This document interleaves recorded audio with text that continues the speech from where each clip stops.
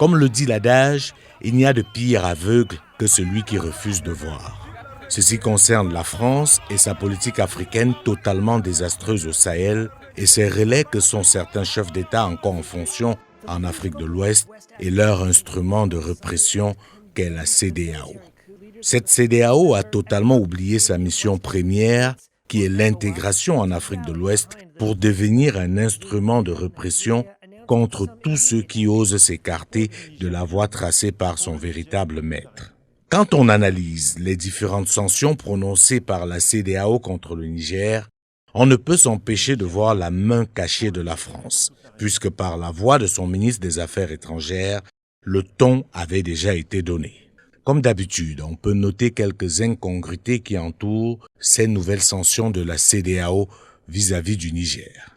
Premièrement, qui veut-on sanctionner? Les auteurs du coup d'État ou le peuple nigérien? Quand on décide par exemple de suspendre l'électricité, qui va le plus en pâtir? Étant donné que les autorités en place aujourd'hui ont largement les moyens de s'offrir des groupes électrogènes et le peu d'électricité produit dans le pays va forcément être orienté par les autorités en fonction de leurs intérêts. Donc, en fin de compte, celui qui va encore le plus pâtir de ces sanctions inhumaines de la CEDEAO, c'est bien la population du Niger. Bien plus, quand on décide de bloquer la banque centrale d'un État, quel message veut-on passer? En réalité, on reconnaît ici que le Niger n'a jamais été indépendant. Parce que si quelqu'un d'autre peut décider de bloquer votre banque centrale, cela veut clairement dire que cette banque centrale ne vous appartenait pas. On se rend bien compte aujourd'hui, comme c'est le cas dans plusieurs pays africains, que nous ne sommes pas indépendants. Dans la même logique, quelle analyse objective de la situation a pu être faite en 48 heures pour savoir quel type de sanctions adopter et quels résultats en attendre? Autre chose, quel est l'objectif final de ces sanctions? Régler la crise que traverse le Niger ou faire plaisir à une certaine communauté internationale prête à tout pour ne pas perdre le Niger après le Mali et le Burkina Faso. D'ailleurs, dans la même logique, comment comprendre qu'un coup d'État en Afrique de l'Ouest conduise à un conseil de défense en France par exemple? À moins que la France aujourd'hui reconnaisse qu'elle considérait le Niger comme étant un département français. L'argument de la lutte contre le terrorisme, longtemps brandi, ne tient plus la route. Même l'observateur le moins averti sait qu'on est en plein dans une guerre d'intérêts, une guerre d'influence entre les grandes puissances pour la sauvegarde de leurs intérêts stratégiques en Afrique en général et dans le Sahel en particulier. Autre curiosité dans cette affaire de la CEDEAO qui frise même le ridicule, c'est la désignation du président tchadien comme médiateur de la CEDEAO. Que cache cet acte à tout point de vue incompréhensible? Le Tchad, n'étant pas membre de la CEDEAO, qu'est-ce qui peut justifier que ce soit son président qui soit choisi comme médiateur dans cette crise? Quel crédit et quelle légitimité peuvent lui accorder les populations de la CEDEAO? Tous ces errements et ces incongruités traduisent tout simplement la perte de contrôle et de lucidité d'une certaine communauté internationale et de leurs alliés africains qui refusent de voir et surtout de comprendre que le monde en général et l'Afrique en particulier a changé. Pourquoi ce qui n'a pas marché au Mali, au Burkina Faso, va marcher au Niger?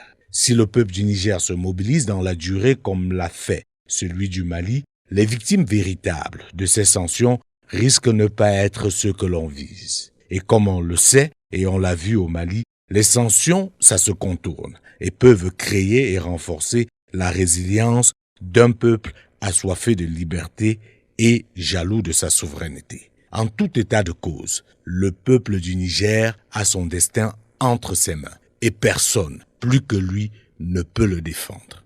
L'une des questions que l'on peut se poser au regard de l'attitude notamment de la France au Niger aujourd'hui, c'est pourquoi ce n'est que elle, en tant que puissance internationale, qui s'agite autant, comme cela a été le cas au Mali et au Burkina Faso. Il est clair qu'il faut comprendre qu'elle semble être le pays qui a le plus à perdre de ce changement à la tête du Niger. Il va donc inévitablement falloir changer de discours. car la France, comme certains de ses alliés, n'est plus audible en Afrique en général et dans le Sahel en particulier. Comme le disait Thomas Sankara fort à propos, quand le peuple se met debout, l'impérialisme change. Il faut donc, dans cette dynamique, le peuple africain se mette debout, car la communauté internationale, ou, pour être correct, certaines puissances occidentales, sont des puissances sensues et ne vont pas se laisser faire. Il y va de leur survie en tant que puissance et même en tant qu'État.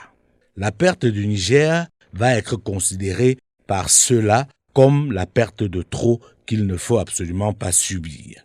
Comme on le sait, quand ces puissances la perdent un espace, les autres s'installent. Aujourd'hui, plus que hier, les États africains ont plus de choix, ont plus d'orientation vers leurs partenaires stratégiques. À côté de la Russie, qui fait un retour en force en Afrique, quoi qu'on puisse en dire, il y a la Chine, la Turquie, l'Inde et même l'Iran. Et au niveau des organisations intergouvernementales, on note la structuration et la montée en puissance des BRICS. Le monde a véritablement changé et il va falloir s'y adapter. Pour terminer, il faudrait que les uns et les autres comprennent que l'époque du pyromane pompier est en train d'être révolue. Le processus de libération engagé en Afrique est irréversible. C'est donc tout logiquement que les regards se tournent désormais vers d'autres parties de l'Afrique qui restent, à l'exception de la RCA, le dernier bastion encore fortement sous l'emprise de certaines puissances occidentales.